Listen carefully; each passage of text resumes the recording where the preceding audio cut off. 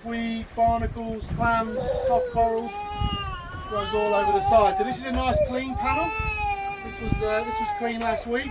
But you wouldn't recognise this panel in about 6-7 weeks' time.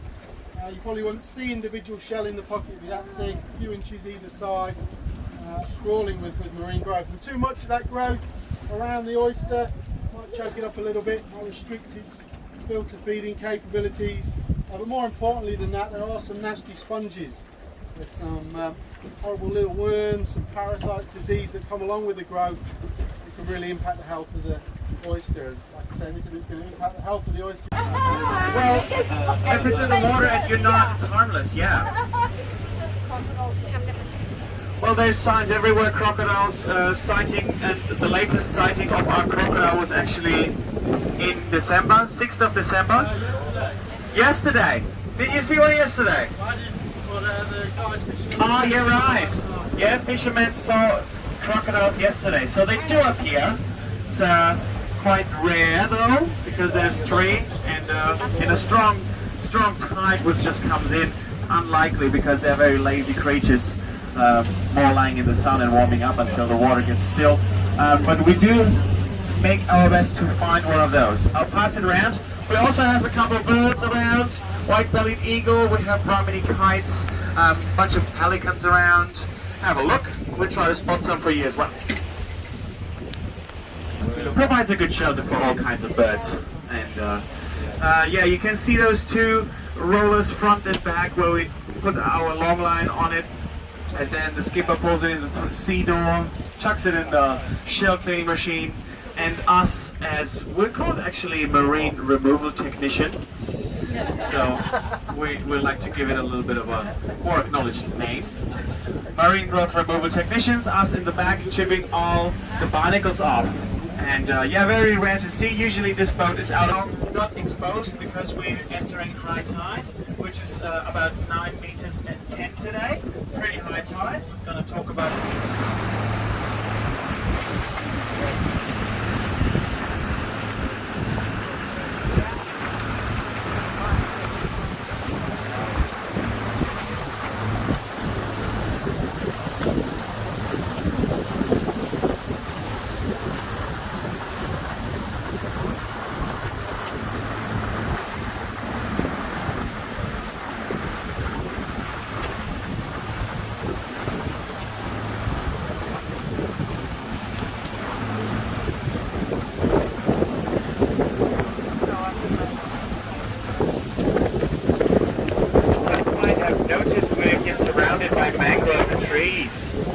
There's about 70 different species just only here at Willey Creek, about 45 worldwide. Australia's coastline has actually 12,000 square kilometers covered by mangrove trees. They only appear around coasts, estuaries or rivers where their roots can actually be in water. And very special about these trees, they can grow in salt water. Their specialized root systems allows them to filter all the nutrients out of the salt water and make them grow. They have buoyant seeds, means the seed germinates while it's still attached to the mother tree. And once it's mature enough, it drops into water where its sprouts begin to grow actually outside of the water.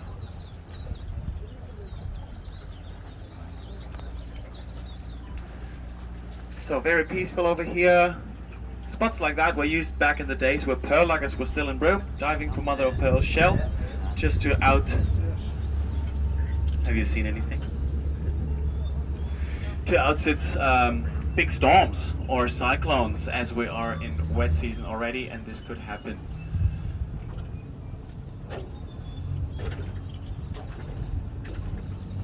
Has anyone done the pearl luggers tour in Broome? Also very recommendable if you find another time. 1.5 hours, about hard head days in Broome. A little bit of Broome history, where hardhead divers were actually going for mother of pearl shell. Not for the pearls yet. There hasn't been such a thing as cultured pearls.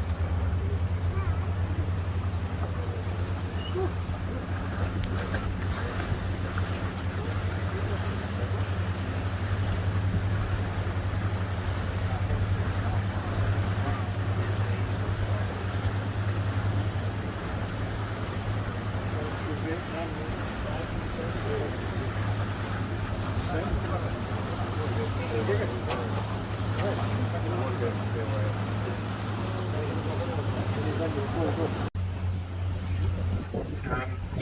it's great fishing out there. It also is a natural jetty, what has been used back in the day for pearl luggers to unload shell. So it was actually great to come here in the creek, unload shell and camel. Because once, I think for today they are good, but once we enter equinox tides, hello. Once we enter equinox tides where the sun and moon are in one line and exert a stronger pull on Earth, what we get twice a year, this whole flat rock will be underwater because we get water movements over 10 meters twice a day. Wow. So we could actually be able to...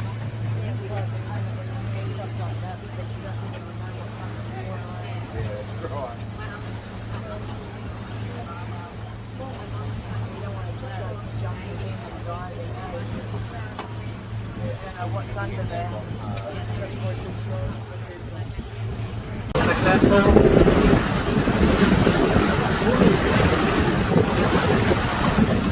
So very large fauna in this creek.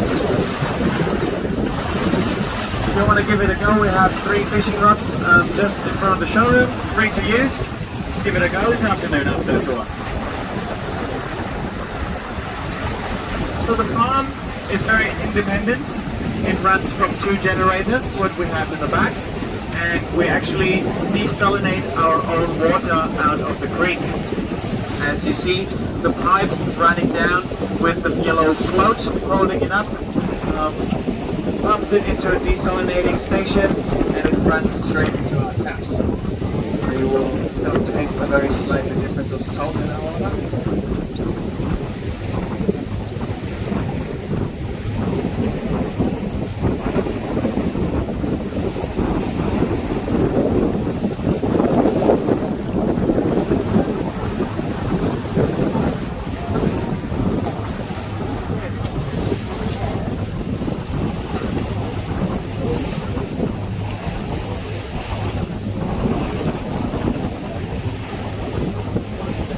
Okay, so we're on our way back to the farm now.